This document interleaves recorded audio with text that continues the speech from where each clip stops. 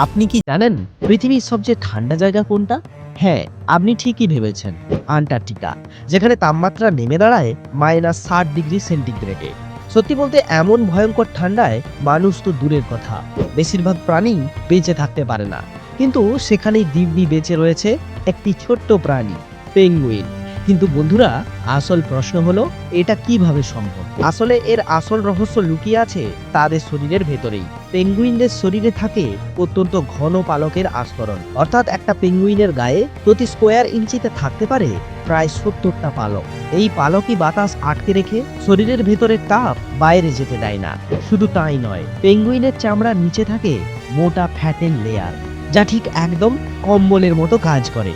আর বায়ুমণ্ডলের তাপমাত্রা মাইনাসে নেমে গেলেও তাদের শরীরকে এটি যথেষ্ট গরম রাখে। কিন্তু এখানেই শেষ নয়, সবচেয়ে আশ্চর্যজনক ঘটনাটা ঘটে যখন ভয়ঙ্কর ঝড় আর ঠান্ডার সময় শত শত পেঙ্গুইন একসাথে গোল হয়ে দাঁড়ায়। আর এই রকম দাঁড়ানোকে বলে পেঙ্গুইন হাডল। মাঝখানে থাকে ছোট বাচ্চারা আর বাইরে বয়স্ক পেঙ্গুইনরা। এটিকে দেখে আপনার মনে হবে প্রকৃতির বানানো একটা লাইভ হিটার সিস্টেম। তাই আন্টার্কটিকার মতো মৃত্যুর দেশে পেঙ্গুইনরা শুধু বেঁচেই থাকে না, তারা ওখানে রাজত্ব করে বেড়ায়।